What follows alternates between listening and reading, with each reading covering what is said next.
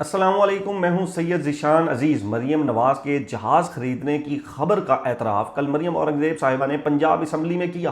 किन अल्फाज में किया, किस लबो लहजे में किया, पहले ये वीडियो सुन लें आप। और स्पीकर साहब यहाँ बात की, जहाज क्यों खरीदा? खरीदा है भाई। आपने ये वीडियो सुनी? मरीम औरंगज़ेब साहिबा से जब जहाज़ के बारे में सवाल पूछा गया कि आपने जहाज़ खरीदा है, तो आगे से जवाब दिया, हाँ भाई खरीदा है। अब ये लबो लहजा, ये तकब्बुर, ये रऊनियत कब आती है? ये रऊनियत, ये तकब्बुर तब आती है जब आपको लाने वाले इस बात की गारंटी दे दें कि आवाम या कोई भी इलेक्शन, कोई भी वोट आपको नहीं घर भेज सकता। जब तक हम चाहें हम आपको इक़्तिदार में रखेंगे, तब ये रऊनियत, ये तकब्बुर आ जाता है। और मुस्लिम लीग नून के अंदर ये तकब्बुर, ये रऊनियत पहली दफ़ा नहीं आया।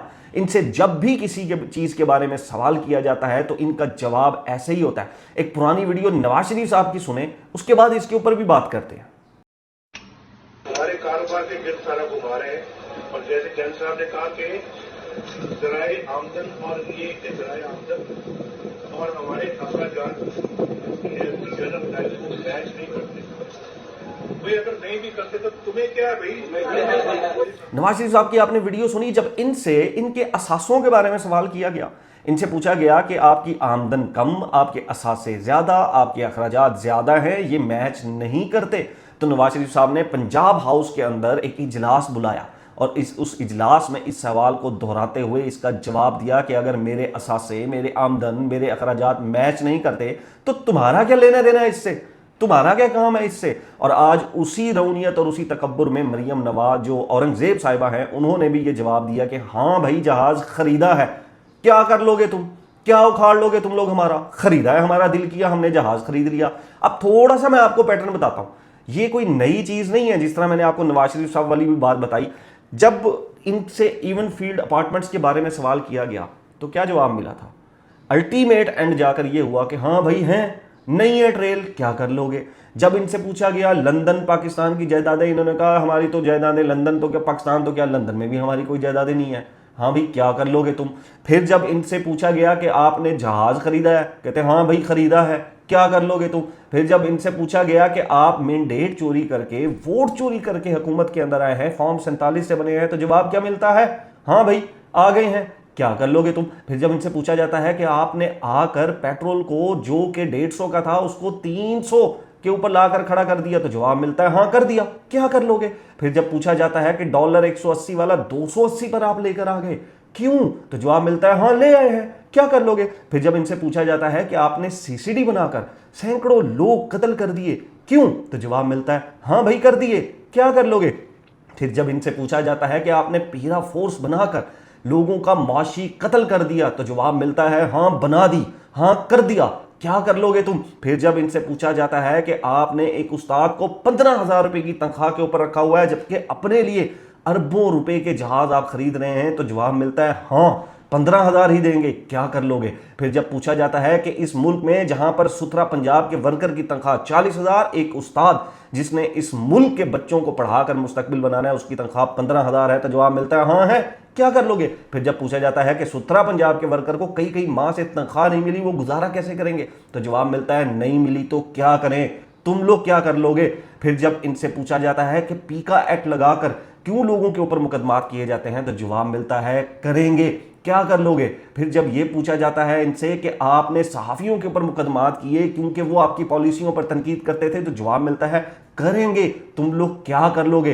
फिर जब इनसे पूछा जाता है कि ये जो गुंडा एक्ट आप लेकर आए पंजाब असेंबली में, जिसमें आप अपनी जायदादों का हिसाब किताब नहीं देना चाहते, इवन फील्ड्स का हिसाब किताब नहीं है, अरबों रुपए का जहाज अपने लिए खरीदना है, मुल्क के वजीर आजम रहे लेकिन अपने भाइयों और बेटों के ऊपर पाकिस्तान का कानून लागू नहीं होता, जबकि गुंडा एक्ट लाकर हर पाकिस्तान शहरी की सोशल मीडिया अकाउंट्स, जायदाद, हर चीज जब्त करना चाहते हैं आप लोग, तो जवाब मिलता है हाँ करेंगे, क्या कर लोगे तुम लोग। अब ये वो सवाल हैं जो इस वक्त हर जो पाकिस्तानी है वो इनसे पूछता है कि पंजाब के अंदर करप्शन हो रही है। मैं नहीं कह रहा, जावेद लतीफ साहब कह रहे हैं, तो जवाब मिलता है हाँ हो रही है, क्या कर लोगे तुम। अपार्टमेंट लंदन के अंदर 2 अरब रुपए का किस वजीर ने खरीदा है, किन पैसों से खरीदा है, मनी ट्रेल कहां है, जवाब मिलता है खरीदा होगा, क्या कर लोगे तुम। फिर जब इनसे पूछा जाए कि आईपीपीज के मुआहदे करके मुल्क को तबाह कर दिया, تو جواب ملتا ہے ہاں کیا، تم لوگ کیا کر لو گے؟ پھر جب یہ پوچھا جاتا ہے کہ سائفر آیا، دھمکی ملی اور رجیم چینج کیا گیا، ایک حکومت، عوامی حکومت کو گرایا گیا اسٹیبلشمنٹ کے ساتھ مل کر، جواب ملتا ہے ہاں گرایا، تم کیا کر لو گے؟ اب یہ تمام سوال جب عوام پوچھتی ہے تو عوام کو ایک جواب اور بھی ملتا ہے کہ 8 فروری 2024 کو تم سب لوگوں نے ہماری امیدوں پر پانی پھیر دیا، بھلا ہو اس مہربان شخصیت کا جس نے آ کر ہمیں سہارا دیا، جس نے ہمیں اپنے تسموں سے لٹکایا، جس نے ہمیں حوصلہ دیا اور ہمیں تمہارے ووٹوں کے بغیر اقتدار میں لا کر کھڑا کر دیا۔ اب جب ہم اقتدار میں آ ہی گئے ہیں، اب جب ہمارا الیکشن سے، ووٹ سے تعلق نہیں ہے، تو تم لوگ کون ہوتے ہو ہم سے سوال پوچھنے والے؟ پنجاب حکومت کا جو رویہ ہے وہ اس وقت ایسے ہی ہے کہ جیسے کوئی کمی کمین مزیروں کے ساتھ کسی بڑے جو ذمہ دار ہیں ان کا رویہ ہوتا ہے، اور جہاز خریدنے کے اوپر پوچھا جائے تو جواب ملتا ہے خریدا ہے بھائی، تم لوگ کیا کر لو گے؟ یعنی کہ مجھے ایک لمحے کے لیے ایسے احساس ہوا کہ جیسے پتہ نہیں کون سی جائیدادیں بیچ کر، جیسے پتہ نہیں کون سے اثاثے بیچ کر، جیسے پتہ نہیں دن رات خون پسینے کی کمائی ایک کر کے یہ جہاز خریدا گیا، اور بڑے فخر سے بتایا گیا کہ یہ جہاز خریدا گیا۔ مسئلہ جہاز خریدنے کا نہیں ہے، مسئلہ یہ ہے کہ جب ایک طرف خبر چلتی ہے کہ اربوں روپے کا جہاز خریدا گیا، دوسری طرف ملتان کا ایک شہری اپنے 25-26 سالہ بیٹے دانش کی ڈیڈ باڈی کو کپڑے میں لپیٹ کر قبرستان دفنانے لے کر جاتا ہے کیونکہ اس کے پاس کفن کے پیسے نہیں تھے۔ پھر وہاں پر پولیس بلائی جاتی ہے، پولیس آ کر وہاں پر کفن دفن کا انتظام کرتی ہے اور پھر اس کی تدفین کی جاتی ہے۔ آپ لوگوں نے جو جہاز لیا، آپ لوگوں نے جو ڈبوں کے اوپر کروڑوں روپے اشتہار کے لگا دیے، آپ لوگوں نے ہر جگہ جو مریم نواز کی تصاویر لگا دی، ہر ہسپتال کا نام بدل کر مریم نواز کا نام رکھ دیا، یہ تمام پیسہ اس دانش کے باپ کے ٹیکس کا پیسہ ہے، یہ آپ کے باپ کا پیسہ نہیں ہے۔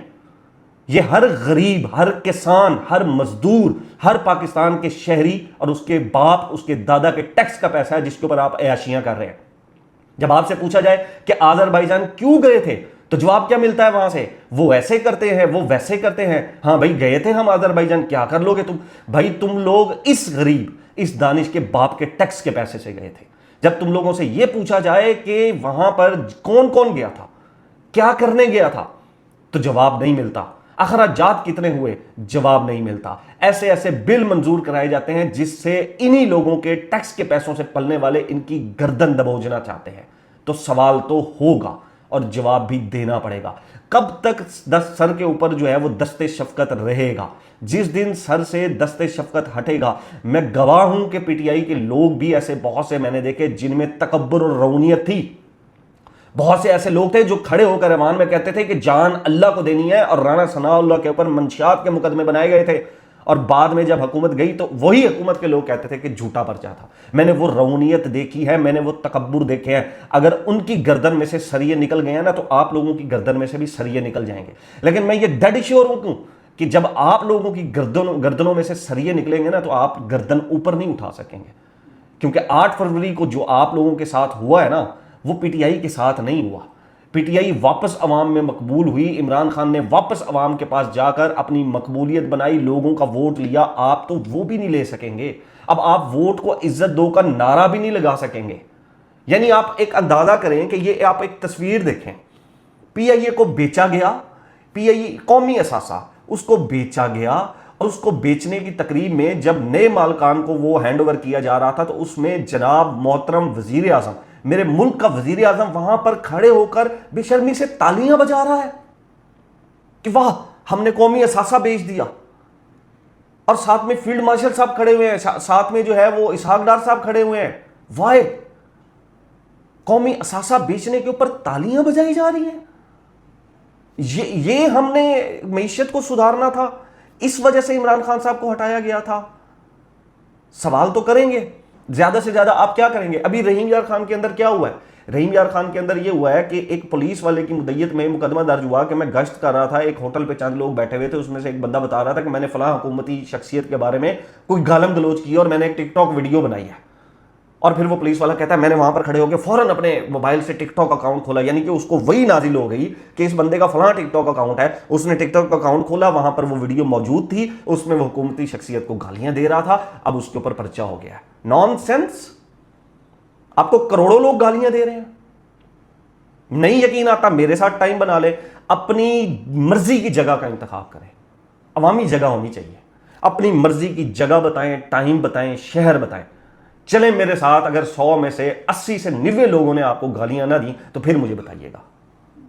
کریں ان کروڑوں لوگوں کے اوپر پرچے, آپ یہ جو بدماشی چل رہی ہے اسٹیٹ کی عام لوگوں کو دبانے کے لیے, کریں ان کے اوپر آپ پرچے, ڈالیں ان کروڑوں لوگوں کو آپ جیلوں میں. کبھی نہ کبھی تو دست شفقت ہٹے گا نا, پھر کیا بنے گا؟ پھر وہی لندن کی سیریں, لندن کی ٹکٹیں, وہی اسٹامپ پیپر, وہی پلیٹ لیس. بھارت ایک لمبا ٹاپک ہے, لیکن یہ رونیت, یہ تکبر, بہت سے پہلے لوگ آپ سے پہلے آئے اور ان کا ختم ہو گیا, خاک میں مل گیا. آپ کا بھی خاک میں مل جائے گا یہ جو تکبر ہے. اب آج منگل ہے اور آج اڈیالہ میں عمران خان صاحب کی ملاقات کا دن ہے. علیمہ خان صاحبہ, ان کی بہنیں اور بشرا بی بی کی بھی آج ملاقات کا دن ہے. آج بشرا بی بی اور ان کی فیملی کی شاید جو ہے وہ کچھ سورسز یہ کہہ رہے ہیں کہ عمران خان صاحب سے بشرا بی بی کی ان کی اپنی فیملی کے ساتھ ملاقات ہو سکتی ہے, لیکن جو علیمہ خان صاحب ہیں اور ان کی جو بہنیں عمران خان صاحب کی, ان کی عمران خان صاحب سے کوئی ملاقات نہیں ہوگی. اب یہ ملاقات کے اوپر میں بڑی ڈیٹیل میں آپ کو ویڈیو سمجھا چکا ہوں کہ محسن نقوی صاحب نے بھی آفر کی کہ آپ درخواست دیں جیلر کے نام کے اوپر, اور پھر نورین نیازی کی جو ہے وہ ملاقات کرائی جائے. اور پھر خبریں یہ بھی گردش کرتی رہیں کہ اڈیالہ کے اندر سے پیغام آیا ہے کہ بیرسٹر سیف کے ساتھ جو ہے وہ ملاقات کروائی جائے. عمران خان صاحب ان کے ساتھ ملاقات کروائی جو ہے وہ کرنا چاہتے ہیں. اڈیالہ جیل میں سے عمران خان صاحب کی بیماری کی خبر نہیں آتی ہے, وہ کیا کہنا چاہتے ہیں وہ خبر نہیں آتی ہے, لیکن جب کسی ایسے بندے سے ملنا چاہتے ہیں جو اسٹیبلشمنٹ یا حکومت کو سوٹیبل لگتا ہے وہ خبر باہر آ جاتی ہے. کیسے آ جاتی ہے؟ جیلر نے آ کر بتایا ہے. کس نے آ کر بتایا ہے؟ جیلر نے آ کر بتایا ہے. کوئی بہنیں ان سے ملنے گئی ہیں, کوئی ڈاکٹر ان سے ملنے گیا, کچھ بھی نہیں. تو ہر چیز کو پری پلان طریقے سے اس وقت جو ہے, میں نے پہلے بھی آپ کو کہا تھا علیمہ خانم صاحبہ کے انٹرویو سے پہلے کہ گورنمنٹ ایک ملاقات لازمی کروانا چاہتی ہے, کیونکہ وہ پریشر توڑنا چاہتی ہے جو پچھلے 7 منتھ سے اس کے اوپر بنا ہوا ہے کہ عمران خان صاحب سے ملاقات نہیں کروائی جا رہی. وہ یہ چاہ رہے ہیں کہ عمران خان صاحب سے ملاقات ہو اور باہر آ کر یہ کوئی بات لازمی کریں گے, نہ بھی کریں تو اگلے پھر 1 سال یا 1.25 سال تک ہم یہ ملاقاتیں جو ہیں وہ بند کر دیں گے. لیکن یہ تمام چیزیں ہر منگل والے دن, ہر جمعرات والے دن ان کی بہنیں وہاں پر موجود ہوتی ہیں. اور آج کل گرمی 44-45 ڈگری سینٹی گریڈ, اندر کمرے میں اے سی نہ چل رہا ہو تو پسینے آ رہے ہوتے ہیں, اور باہر ان کی بہنیں وہاں پر جو ہے شدید گرمی تپش کے اندر کھڑی ہوتی ہیں اپنی بھائی سے ملاقات کرنے کے لیے. لیکن اس حکومت کے اندر تھوڑی سی بھی رحم دلی نہیں آ رہی, انسانیت نہیں ہے اس کے اندر کہ ان کی ملاقات کرا دیں. لیکن ساتھ تحریک تحفظ آئین 2 سال سے اوپر عرصہ ہو گیا, اپریل 2024 میں یہ بنی, اور اس کے موٹیو کیا تھے وہ سب کو پتہ ہے. لیکن اس تحریک تحفظ آئین کے بعد ہمارے جو محمود اچکزئی صاحب ہیں وہ نیشنل اسمبلی کے اپوزیشن لیڈر بن گئے. علامہ جو صاحب ہیں وہ سینٹ کے اندر جو ہے وہ اپوزیشن کے لیڈر جو ہے وہ بن گئے. اور ملا کیا عمران خان صاحب کو؟ کیا 2 سال 2.25 سال کے اندر کوئی ایک اچیومنٹ ہے اس تحریک تحفظ آئین موومنٹ کی, سوائے کہیں پر جانا, فوٹیجز بنوانا, پکچرز بنوانا, کہیں پر جا کر جو ہے وہ 1 دن کی کوریج مل جانا؟ اس کے علاوہ کوئی ایک اچیومنٹ ہے تو بتائیں. کوئی ایک ریلیکسیشن عمران خان کے لیے, کوئی ایک انسانی ریلیکسیشن عمران خان کے لیے, کوئی ایک لیگل ریلیکسیشن عمران خان کے لیے, کسی ایک مقدمے کا فیصلہ, کوئی ایک رہائی کوٹ لکھپت سے ہی ہو جائے, کوئی ایک جو ریلیکسیشن ہے وہ کسی پی ٹی آئی عہدے دار کے لیے, کوئی بھی چیز, کوئی عمران خان صاحب کو ہاسپٹل شفٹ کروا پائی یہ تحریک؟ کچھ بھی نہیں ہو سکا.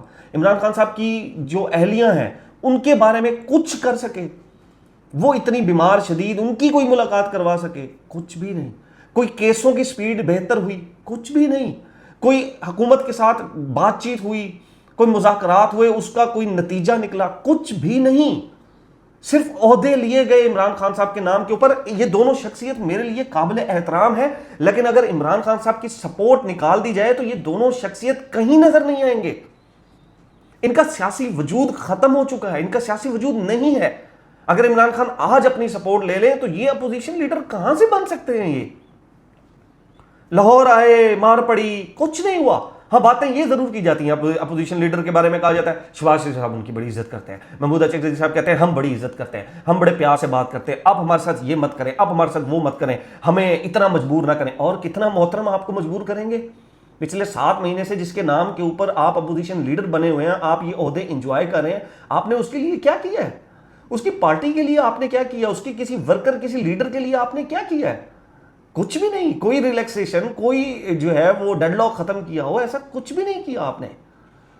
تو کیوں ہے یہ تحریک تحفظ آئین جو ہے اس کے بنانے کی نوبت کیوں آئی تھی؟ کچھ بھی نہیں ہوا. عمران خان صاحب کو جتنی امیدیں دلائی گئی تھیں اس تحریک تحفظ آئین سے اور اس کے اندر جن جن لوگوں کو شامل کیا انہوں نے کچھ بھی نہیں کیا. کوئی لانگ مارچ کیا ہے؟ کوئی دھرنا دیا ہے؟